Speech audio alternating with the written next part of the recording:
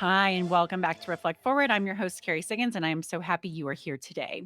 My guest today, oh my gosh, I just adore him, Frankie Russo. Frankie is the founder and CEO of Russo Capital, which he has started to invest in all kinds of interesting companies. He is a serial entrepreneur. Most recently, he sold his company 360 IA, a software product company focused on cutting edge marketing automation and intelligent solutions.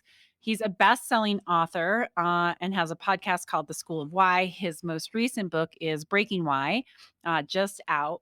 And we have a fabulous conversation about what it means to find your why and how important it is to living a fulfilled life of service to others.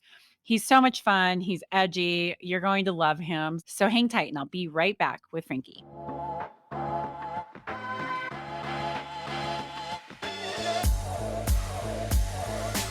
All right, I'm back, everybody, with the one and only. And when I say the one and only, I truly mean the one and only Frankie Russo. Frankie, thank you so much for joining me on the show today.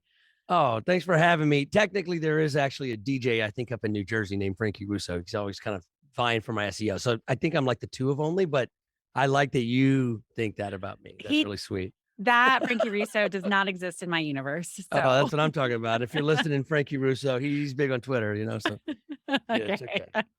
Maybe you meet him one day and change your mind. But no, he's a good guy. I love it. All right. So let's jump in. So to the audience, Frankie and I met at Ring Circus, a speakers boot camp, which I've talked about several times on this show. I was on his show a couple of months ago, and I'm so excited to have him here because he's like my brother from another mother in so many ways. So Frankie, why don't you just tell us a little bit about who you are? I mean, you just sold your company and now you are writing books and you're speaking. So, give us a little bit of background on where you came from. Awesome. Yeah. So who am I? I'm an astronaut, cowboy, inventor, TV preacher. So that's who I am. All right. That's who I am. Now, what have I done? Yeah, I've done some stuff, right? Do we allowed to curse on this podcast? Is this a cursing podcast? Yes, of course. Yes. Okay, great. Yeah. So I've done some stuff. I always like to ask in case the kids are listening. I tell my kids, actually, side note, they can curse once they're 18. Those are words they're not allowed to say till they're 18. It's like, oh, well, why are you allowed to say them? That's because you're 18. So I told them when each one of them turns 18, we're going to drive around and just say curse words. So anyway, so I have a couple kids. So I'm also a father. That's who I am. And, it's taken me a long time to actually own that, because when you would have asked me, who am I before, even, 4 or 5 years ago, before I started to really dig deep into my whole journey to break my why and to really get honest and authentic about who I am, I would have told you that, I've owned multiple companies that I built from the ground up. I've been on the Inc. 500 for 8 times in a row. I've sold my company to a public company, blah, blah, blah. So I've done some things, right? I've written 2 books and I do the keynote talks, but that's not who I am, right? Who I am is a father, and most importantly, an astronaut. I'm a husband as well. Astronaut, husband, cowboy husband, inventor husband, and TV preacher husband. So that's who I am. Why do I feel like that was not the answer you're expecting? Well, first of all, it was exactly I've never actually given that answer. Yeah, no, never. But I've come to expect the unexpected from you. So there you go. Mm-hmm. Yeah. All right. So tell us about Yeah, right.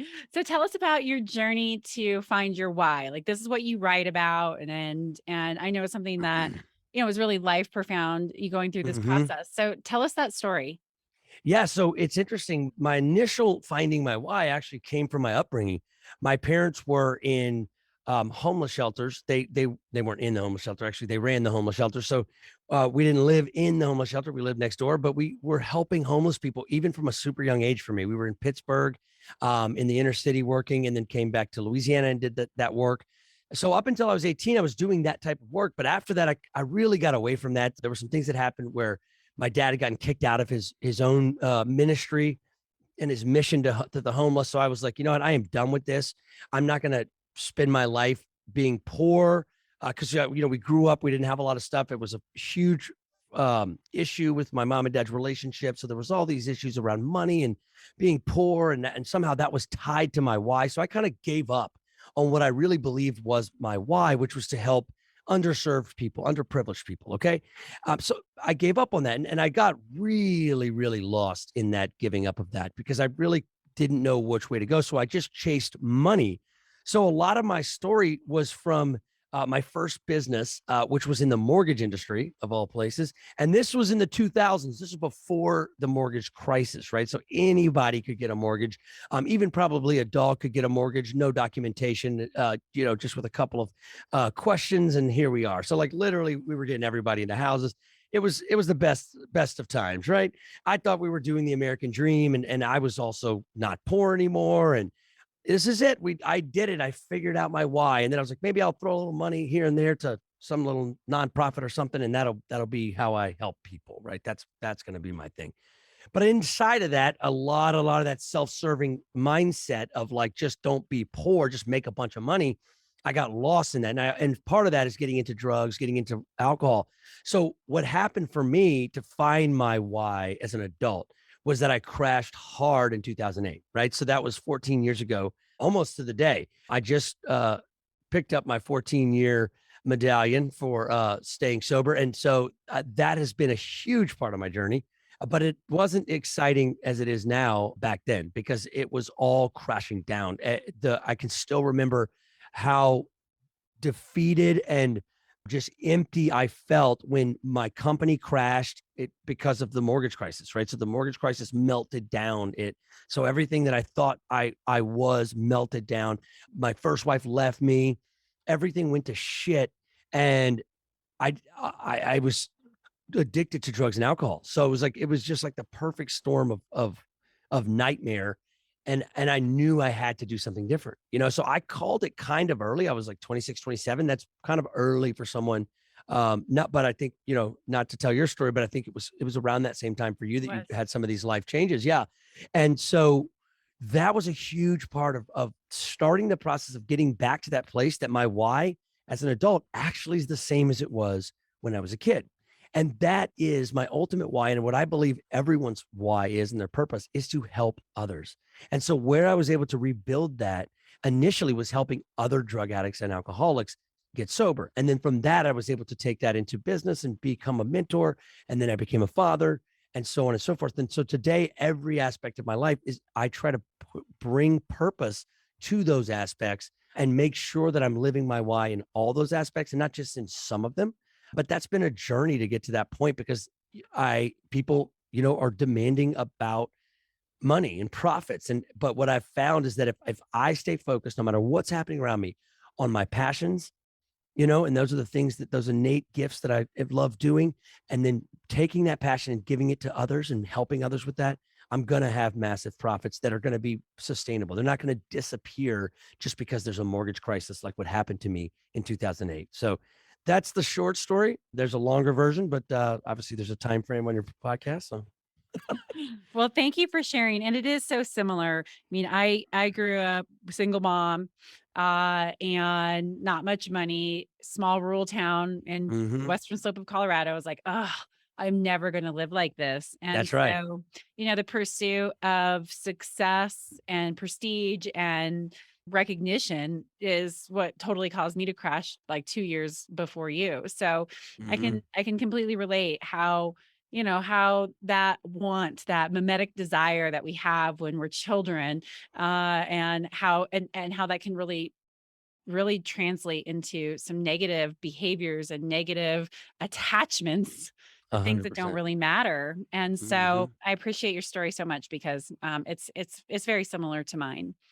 But I'm glad that we're here out on the other side. So tell me, how did you use your this mentality of I want to serve others, right? Servant leadership to build your next company or your next couple of companies? Like how did that Yeah. differ? That's a great question. Yeah. So what happened for me is that I walked into my next companies thinking completely differently about money in particular. I wasn't all the way there with like, oh, I want this to be about others. You know what I'm saying? But it was to a degree. It wasn't as authentic as it is today. Yeah. But I was thinking about the clients, right? So what I did was I had created this little company when I was in my mortgage freaking Wolf of Wall Street phase. And so during that time, that my little brother graduated from graphic design, and I walked into his. I didn't know what the hell he was doing for college, and to be honest, I just thought he was, just kind of doing art for college. I mean, what do you do with that? You're a professor? I don't know. Well, all of a sudden, I walk into a senior projects, and there's a room full of all these graphic design senior projects. It's all these companies. They made the cups, the packaging. I'm like, what the hell is this? These are a bunch of kids. They are hoping to get $15,000, $20,000 a year, and they made these $1 million ideas. I'm like, this is amazing. So I was like, when I didn't know anything about agencies or the media business or anything, I was like, oh, we got this. Everything we touch turns to gold, right? This is right before the mortgage crisis. So I was like, let's start our own company. He was like, okay, I want to call it Potenza, Italian for power. I was like, oh, that's perfect. So we called it Potenza, and I said, listen, Potenza is going to be a make-believe company. We're going to make people believe that we have a real company. And then we're going to make the community believe in our client's company, basically branding. Okay. Yes. So Doesn't have to be the truth. It's marketing. It doesn't yeah, have to be the truth, make right? believe. It's make believe. And it's better if you know that up front, right? It's better if you know that up front it is a game, right? And that's with a lot of things with money and business and America and PR, it's fake news and whatever the hell. All of that is a game. And as long as you know it's a game, that's okay. You know what I'm saying? As long as you don't think that is the end, right? That is who I am, then that's when you lose at that game, right? It's not actually if you win or lose the way that we think it is. It's if I start to believe that that game is reality, Yeah. that I lose, right? And so I have to keep that constant. And so with the company, I just did things differently. I made it all about the client. And I walked to work for a year when I started that company. I sold my sports car. I had to do a lot of hard things to be able to like hire staff that I couldn't really afford, but knew I needed it to service these clients. And so that changed everything. And so we would get one client and give them everything we had. And then we'd get two clients and give the two clients everything we had. Then three, and so on and so forth. And I built a company out of the dirt that way, very fast growing company. And from that company, I realized some problems in a whole industry, two industries, actually, the broadcast industry and the automotive industry. So I figured out a way to hire a company to build some technology, a prototype, if you will, 10 years ago of what was a dashboard, right? It was in technology, but it was something that we were doing all this work by hand and we needed to automate it. And we knew other people were doing it by hand. So we're like, okay, we could do this. And so I started building that. About a year into that, I bought that company. That was the small company that we had was custom building it, right? Because I needed to bring it in house and I didn't know how to code, you know? And so that was kind of part of that journey. So, and that company became 360 IA, and that's the company that we recently sold. And so that was the company. That was the first time when I started that company that I knew I was going to exit. So each company I kind of grew more and more. With the first two companies, the second one was way more sustainable, way more profitable. Great company, did some amazing things. 6 times on Inc. 5000, and it was a great company. I was super proud of it. Potenza Inc. is what it became to be named. But the thing is that there was no strategy for how to get out of the matrix. And so the third iteration with 360 IA, that was the one where I knew from the beginning how I was going to get out of the matrix and be able to build something that could live on beyond me, which is something that very few companies think about when they're just trying to like become maybe self-employed or maybe just have a side hustle, or then maybe it becomes a business and it's full time. They have some employees, but we don't, a lot of times we're not even thinking about that. We're just thinking like, how do we get through the month? You know, how do we pay these bills? How do we make sure that we don't go under? And that never changes, right? And so as a result of that, I started to give back and look for other people I could mentor. And I helped somebody with a record label that got kicked off the ground, and like a CBD farm out in Portland, and like a billboard company and a furniture company, and some different companies that I was doing angel investment with. And so everything's kind of an evolution of that. So I've been able to help in smaller ways. And now I'm kind of getting into where I want to be able to scale up how I help people. And that's twofold, right? So I one thing I did during the middle of this journey was write The Art of Why back in 2016. That was my first book. And I was too early, to be honest. I had a divorce after that, not long after that. And it actually was crazy. That's why I knew before I moved on to a different book. I have a lot of ideas for other books. I had to do another why book and call it Breaking Why, because of how much it broke me to go through some of the things I went through to become authentic. Even though I was stone cold sober and I was doing all the things I thought I was supposed to be doing, I wasn't really my honest self, and I wasn't really showing up authentically and wholeheartedly. And that was a painful journey too. So that was like another bottom, going through all of that.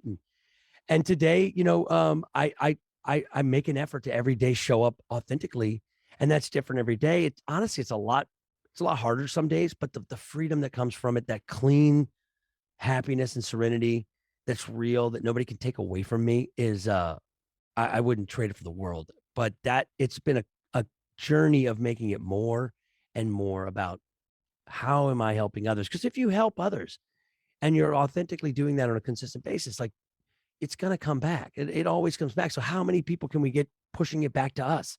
If I'm helping 100 people, it's a lot of energy coming back to me, Mhm. especially if I'm helping them and not making money on it. Mhm. That's Yeah. another big thing I found, and so that's been kind of the journey there. But there's a lot of opportunities that I want to really help companies grow. I started Russo Capital, which is going to be move from being an angel investment firm. We're moving it into a private equity to where we can really do some big things with some people, and just became a board member for one of my friends' companies that does robotics down in Argentina that I actually met through that same day I met you. So really cool things happen when I'm just open minded. And the one thing we committed to each other was that we want to have fun with it. Yeah. And quite frankly, I have no idea if I'll make any money on that, but that's the kind of stuff I'm into. And sometimes that's the stuff that does the most amazing things. Yeah. Yeah. Yeah. I totally agree. That's a great story. So tell us what breaking why is. So you mentioned a little bit like went through Yeah. these things that really broke you. And so explain the whole premise behind breaking Okay, why. great. Yeah. So this is Breaking Why. For those you don't know, Yeah. available on Amazon and all your major bookstores. Breaking Why is about figuring out how to what I call hack and rebuild strategic emotions to get to that place of success that's authentic. That's not just about money. When I talk about profits, I really look at it beyond just monetary, right? So profits can be happiness. A profit can be a life that has changed. A profit can be more time with the people that I love. A profit can be I have evolved from that from a process. These are all profitable things when we're really honest with who we are as humans, beyond just the monetary components of it. So that's what when I say authentic success, it's yeah, you're making money, but you'll be able to do it all. Because a lot of I would say most of the time, and I know this was my journey, is that for a long time I sacrificed who I was to make money. Mhm. And I justified it. And nobody's going to fault you for that. I mean, if you take care of your family and you're doing this and that, and nobody's going to fault you for working hard usually, right? But at the end of the day, it's like you asked me at the beginning, who am I? Right. Mhm. And the fact is, I didn't even say entrepreneur, which clearly I am. So the breaking why is about a 10-step process that starts with first and foremost, why am I here? Really asking that question. Because here's the thing, a lot of us, we go through life asking the questions we have to ask, right? So we have to ask questions like who, what, when, where, how often, to what extent. These are things you have to ask in order to survive. But I don't have to ask why. I can go my whole life and never ask why am I here. I could just keep going and just kind of survive, Yeah. maybe accept that I'm supposed to be in this existence that's like subpar to maybe what other people might look like, and maybe that's just what I deserve. And I tell myself all these stories about why this is just the way it has to be. And that's something that is a big thing I work through here. It's like trying to help people uncover what is your life mission personally, and then from there, moving into like, okay, got to get serious, got to get practical. What's the cost? What's it going to cost me? And so I encourage everyone when they work the first three steps of breaking why is if your cost is too great to justify your mission, then you don't know your mission yet.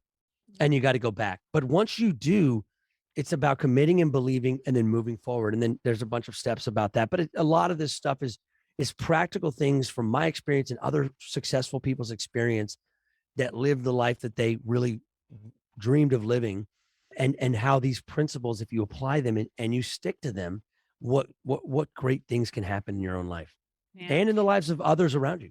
Yeah, totally agree. It's interesting as I've matured as a leader, as a mother, as a human Hmm. being, I my why has also evolved. And Oh yeah, so, how does the breaking why methodology like help you when you're going through those big changes? Like what was I love important to that. me 5 years ago Hmm. is just they're just not the same things that are important to me now. I So love how it. talk about that, the Okay, so one of evolution. the things, yeah, one of the things, this is like one simple concept that I think is the most so important. took me a long time to realize that any great process that's like steps, right? So like with this, there's 10 steps. When I first got on this journey, I thought of the steps as a ladder, right? So I'm going to get to this place where now Yeah. I'm fulfilling my why and then blah blah blah. And it wasn't until I really went through the cycle a couple times to realize that it's not a ladder, it's a circle. Mhm. And so as soon as I get done working the 10th step, I go back to step 1. And so when you continually work this step, the idea is that you don't ever get to a crossroads. The idea is that you don't have to go to these big breaking points if you do it in pieces. The idea is that you don't have to suffer as much as we do many times because I'm going down the river the wrong direction. And what I need to do is just turn around and let the river take me. But the forks in the road, right? So think about this for a minute. Of course, there's forks in the road, right? But if I'm working this process over and over again, when I get to that fork, I know this is the direction. It's not a big decision. I might need to run it by my mentor. I might need to run it by somebody that I trust, maybe a sponsor, maybe a spouse, maybe a good friend. I may run it by them just to double check, but it's not that difficult. And the next one comes and maybe it's this way. But the fact is that we don't the myth, right? Is that there are freaking crossroads. That's why crossroads feel so hard for us because they're not natural. We're not supposed to get to crossroads if we're living our life every day with this cycle as a circle, as opposed to this crazy idea that it's a ladder, Yeah. right? It's so similar to this concept of life's the journey. I mean, the end is the journey itself. All these things you hear in the Precious Moments books, but you know what I tried to do was make that practical, Yeah. right? And so some people might think my book's boring, but I tried to keep it simple on things that would be on all these billboards and slogans and everything else, so because that's what works for me. As long as I was keeping it real idealistic and real super mystical and like super heady, like Mhm. I didn't get anywheres. It wasn't until I really kind of looked at, okay, what am I doing about this? Mhm. Mhm. Like, oh, I understand all these ideas. And what I've learned from life is that all that matters is what I'm experiencing and what I'm doing. So if if I think a certain way, that doesn't do anything for me. If I believe a certain way, it does nothing for me. If I say things, it does nothing for me. What am I doing? Yeah. What am I actually doing? And so that's the challenge I have to look at every day because it's easy to kind of slip back into this thing. Okay, now I'm just here to help everybody else. And so I forget to look in the mirror myself. And that's an easy way to go back to your shitty crossroads. Well, and I love it because I think, in my opinion, consistency is key to making changes, right? And Hmm. consistency is the most underrated, I don't know, attribute, skill set, or I don't know, reason for success is that you just Yeah, keep doing those little things every day, that action every little that's day. right. And a lot of people, I think, get overwhelmed like, oh, okay, I want to be successful, right? I want to get to, where you are someday. And so, oh, but it seems so far away. And so I just give up. And so I really like this idea of it being circular because I don't know, climbing a Yes. ladder can be really Yes. overwhelming or intimidating to people. But if it's literally just about, a small, consistent action every day to go through the Yeah. process, and it's never about getting to some end point that you have to, dramatically change yourself to be able to reach, then maybe people will be more willing to do the work to get there. Well, here's the thing. Here's the thing. If you know you're circling back around, Yeah. you're okay if maybe you don't work the step perfectly. Yeah. You see what I'm saying? You're easier on yourself. If we Yeah. know we're going to be coming back around on this, you do the best you can. Yeah. And like that's what people don't realize. They kill themselves trying to get through the first time of the process, and they don't realize this is not a sprint. Yeah. Okay, this is a marathon. Okay, it's an ultra marathon. This is your whole life. Yeah. Chill the fuck out. You know what I Yeah. mean? Like just like you got to let yourself experience it because look, if you look at if you tell your story, I tell my story, you can hear a million entrepreneur stories, and they're all going to be different. Yeah. That's because they're just based on the fact that somebody was passionate enough about whatever was in front of them and they kept going. They didn't flinch. Mhm. Okay. That's one of the best advice I ever give people is 2 words. Don't flinch. You Yeah. know what I'm saying? And that one thing, it's like you said, it's the consistency. Call it what you want, but when it's difficult, Yeah. and I still in that moment don't flinch just because I'm scared. Okay, because we're all scared. That's the thing nobody wants to talk about. Everybody's scared. Even Mhm. if I'm angry because I'm scared of something, right? I'm angry because I'm going to miss out on something, because I'm scared I'm going to miss out on something. And so that's the thing, is when I can be open and honest. A lot of this comes down to emotions. Yeah. That's why I talk about strategic emotions so much in my book, because like if you can harness those strategic emotions, okay, and find life hacks and ways to shift the way that those are used, and even the negative emotions are used for good, and yet you use that to learn about yourself and not be so scared of the emotions, then you don't give into them the same way, and that's how you don't flinch. And when you don't flinch while everyone else is flinching, that's when the cream rises to the top, excuse me, and that's when you people are successful. Yep. And you look, and we look at them at the end, or like later on, like right now, yeah, I've got a bunch of trophies and accolades and all this fun stuff. But like there's a 20 years of shit that got to that like two sentences I just told you. You know what I'm saying? It's like people will forget about that shit. But yeah, I mean, you're hearing it more. I think people are getting more and more honest. I mean, Yeah. this idea that, like, I first actually heard about it years ago from Steve Jobs. And the way he said it was that every problem is an opportunity. I mean, that was one of the best advice I ever got, to lean into problems. Yeah. Like lean into them. If you eat change for breakfast, you're the guy who is not afraid to step into the problem.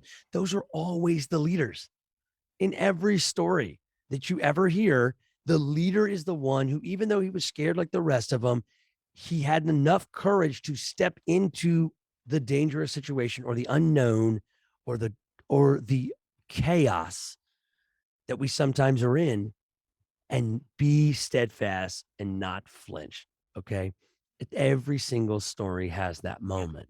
Yeah. And so that's the same thing. What's my story going to be? And that's why I have to ask myself, why am I here?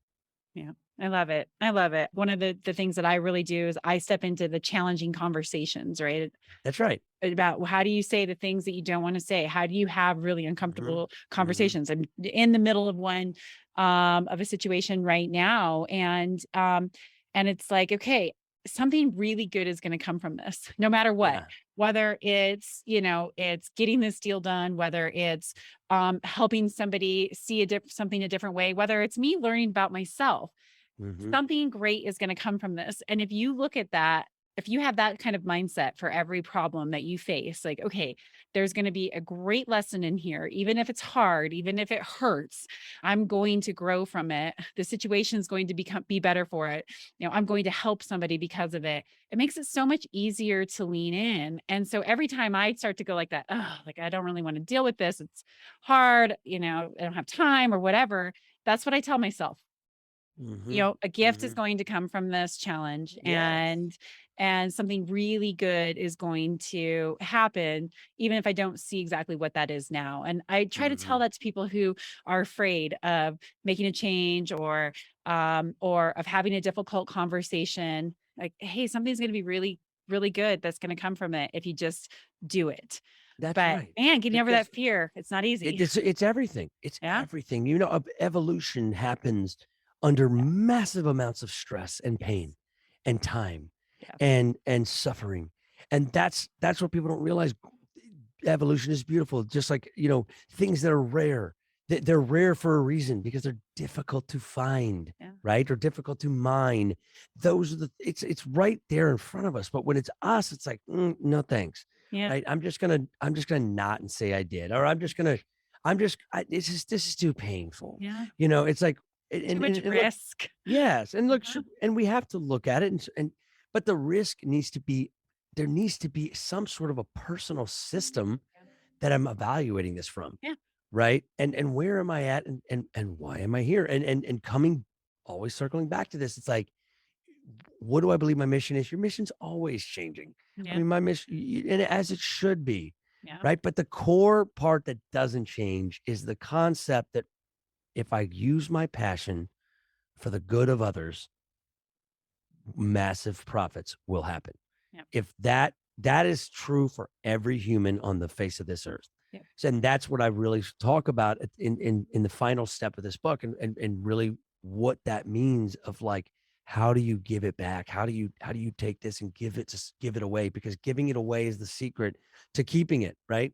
And we have to do things. We have to do things as leaders that are not for money to help others. We have to.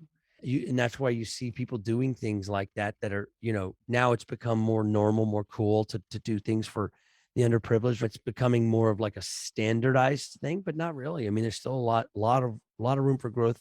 And that's what I challenge myself is like, okay, forget about what's happening in the world, right? The world's ending and gas is high and then blah, blah, blah, and metaverse and the dollar, and we're all gonna die. It's like, okay, what am I doing today about all Yeah. that? And what can I do? First off, not that fucking much. And second off, what do I want to do with today? Because none of that shit's happened yet. Yeah. You know what I'm saying? Or like, what if I get fired? Right? What if I get fired? What am I going to do there? Well, I don't fucking know, but you're not fired yet. So do something about it. Yeah. You see what I'm saying? And then if you do get fired, do something about that. Yeah. But like, that's the thing is like, we're always, there's certain things that are going to just happen to us because this is a powerful universe out there that's bigger than us that is going to do things. It's how am I responding to those things that makes it either painful for me or not painful for me, right? And starts with not being so fucking surprised when shit changes. Because it does, you know what I'm saying? Like that's the first step. Wow. Stop being fucking surprised. I love it. Right. Well, I think everybody needs to read your book. So tell us, where can they find it? Wow. I think everyone should too. No, just that's a great idea. Everybody read my book. Yeah. I love it. Scott Bloom said it best. He's always like, Scott Bloom. I'll give him a little plug. This is one of the funniest guys I know. Definitely the funniest guys He's so in funny. commercial keynotes. Yeah. No friggin' doubt. But this is what he says. He says, uh, he's got all these. He's the faux author, the best-selling faux author. Okay, first off, let me give you this one first. Manifesting like a mofo. Yes. Okay. I love it. Who doesn't want to do that? Putting the universe on notice. I love that. He's Uh-huh. like, okay, how to deliver subliminal messages. There you go. Buy the book. So as Scott Bloom says, buy the book. Yeah. So if you want to make it super easy, Amazon, I think probably has the best pricing. They do a good job, but Barnes and Noble's Books a Million. If you really want to, you can learn more about me at frankie-russo.com because some other a-hole bought frankierusso.com. But you can Google Not the me. one and only, the other guy. Yeah. I'm the one with hair. Google Frankie Russo with hair, and you'll find my book anyway. So I really love getting to always chat with you, Carrie. And I do have something called the School of Why, which Yeah. people can get for free. If you go to the schoolofwhy.com, you can get a free download of the workbook that has all the steps in them. It's not going to be the same as having the book, which also has the steps. But it's something that somebody can have for free. If maybe they're listening to this and don't have any money right now, do that. Or if you're listening to this and don't have any money and you want a free book, reach out to me and I'll hook you up. And you also have a podcast called School of Why. That's right. right. Yeah, that's right. The School of Why podcast. And that's on, obviously Spotify, Apple Podcast, YouTube, and it's on, Facebook, Instagram. And that's also accessible from the schoolofwhy.com. Awesome. Perfect. Well, thank you so much for coming on the show and having this My really pleasure. fun conversation with me. I'll include all those links in the show notes as well. So until next time, I can't wait to have you on again where we can talk about Hell yeah. other really fun things. I love it. Thanks a bunch, Carrie. It's always All a right. pleasure. Take care. I'll be right back.